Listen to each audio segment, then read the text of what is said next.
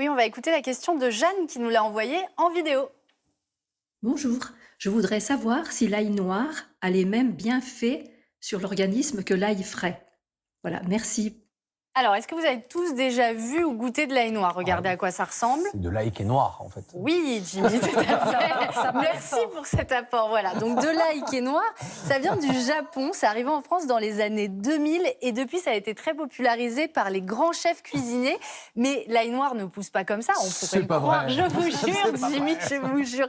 Regardez, en fait, il va être fermenté, l'ail blanc, il est fermenté pendant plusieurs mois dans un environnement chaud et humide et la couleur noire, elle vient de ce qu'on appelle la réaction de Maillard qui va donner une caramélisation et donc ça va donner un ail confit. Donc là, je vous ai ramené justement de l'ail confit, des noix de cajou à base d'ail noir et de l'ail noir. Vous êtes prêts pour goûter? Évidemment, Dégustation. mais oui. Allez. Noix de cajou avec de l'ail grillé à l'ail noir, c'est Ouais. pas mal aussi. Hein. Hop, allez-y. Allez, je vous laisse continuer parce que je veux bien aussi les petites noix de cajou.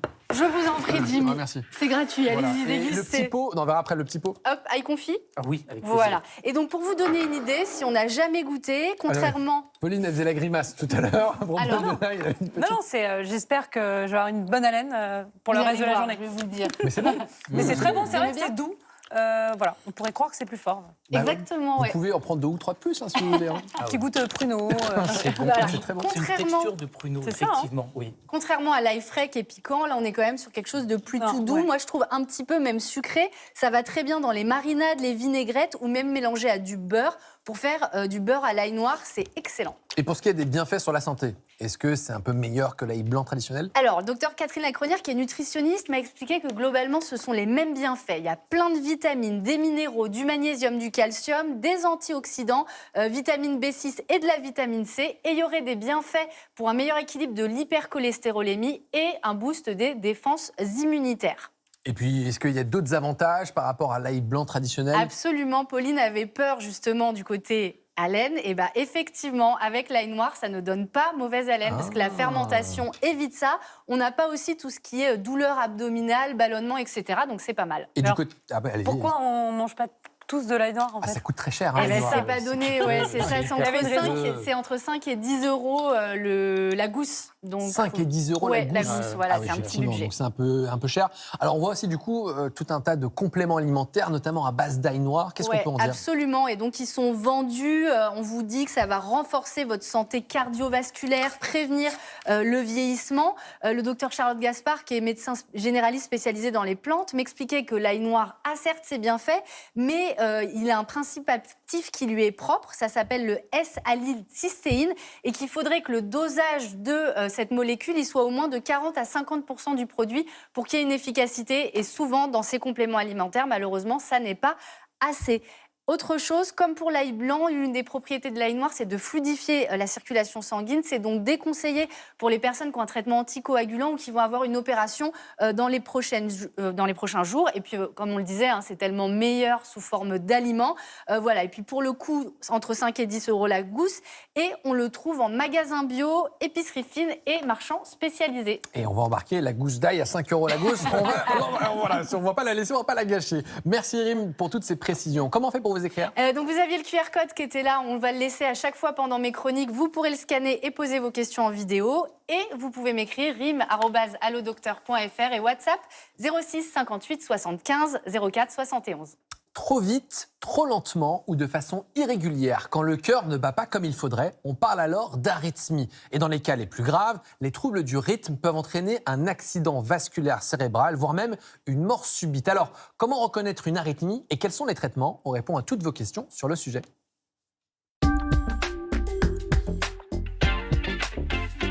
On vous rappelle que ce dossier est en partenariat avec le Figaro Santé. Vous pourrez retrouver plus d'informations dans le nouveau numéro consacré au cœur, actuellement disponible en kiosque. Et nous sommes avec le professeur Gérard Elft. Bonjour professeur. Bonjour. Vous êtes cardiologue interventionnel à l'hôpital de la Pitié-Salpêtrière, c'est la PHP à Paris, et président de la Fédération française de cardiologie. Juste d'un mot, qu'est-ce que c'est qu'un cardiologue interventionnel ? Un cardiologue interventionnel, c'est un cardiologue qui intervient comme un chirurgien, mais par les vaisseaux. Il répare les vaisseaux, les coronaires, les valves et certaines arythmies. Donc il fait des interventions pas chirurgicales, mais presque si. Ce sont des interventions chirurgicales sans ouvrir. Et si je peux me permettre, c'est important d'intervenir et on est très content d'avoir de nombreuses techniques qui permettent d'améliorer les maladies cardiovasculaires. Mais il est également très important de prévenir les maladies cardiovasculaires. C'est le rôle de la Fédération française de cardiologie, c'est le rôle de vos émissions d'informer les concitoyens sur les maladies cardiovasculaires et sur les risques cardiovasculaires. Et vous pouvez d'ailleurs encore poser toutes vos questions parce qu'on est en direct, on vous le rappelle, au 41 555 ou avec le hashtag santé F5. On commence à une première question. Depuis des années, j'ai parfois l'impression que mon cœur s'arrête pendant une seconde et ensuite il se met à cogner très fort d'un coup. Est-ce que ça peut être un signe d'arythmie cardiaque ? Oui, bien sûr. Alors, pour savoir exactement ce que c'est, il faudrait enregistrer cet épisode. Ça correspond souvent à ce qu'on appelle des extrasystoles. C'est un battement prématuré qui est suivi d'une pause, donc des sensations inconfortables. Si c'est fréquent, il faut essayer d'enregistrer cet événement par un électrocardiogramme. Pour illustrer justement cette arythmie cardiaque. Alors on va vous montrer ce qu'il se passe lorsque votre cœur bat de façon normale et en cas d'arythmie. Le cœur, vous le savez, c'est un énorme muscle, c'est une pompe. Et cette pompe, elle est sous l'action, sous la commande d'un circuit électrique. Vous allez avoir un circuit électrique au niveau du cœur qui va envoyer des messages électriques à l'ensemble des structures du cœur, qui permet tout simplement une contraction régulière et efficace dans le bon tempo. En cas d'arythmie cardiaque, on sait qu'il peut y avoir un dysfonctionnement au niveau de ces circuits électriques qui n'envoient pas la bonne information, trop d'informations ou pas assez. Ce qui fait que votre cœur peut battre de façon très lentement ou au contraire s'accélérer, battre très rapidement. Et c'est ça qu'on appelle l'arythmie cardiaque et il en existe de nombreuses.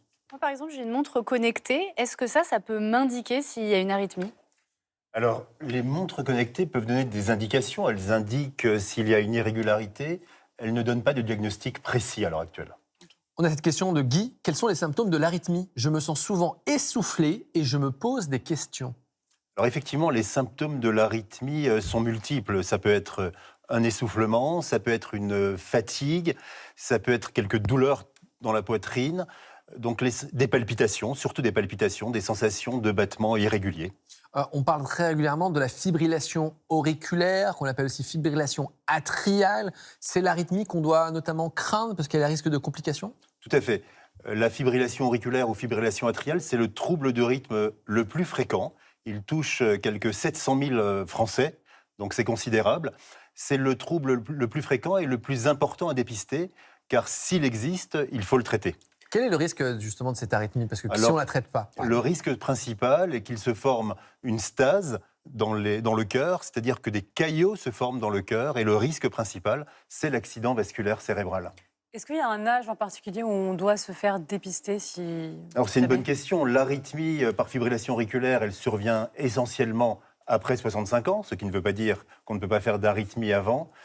Il n'y a pas d'âge à proprement dit. Si on sent des palpitations, clairement, il faut essayer de savoir si c'est une arythmie par fibrillation auriculaire. Et après 65 ans, on peut conseiller de faire un électrocardiogramme.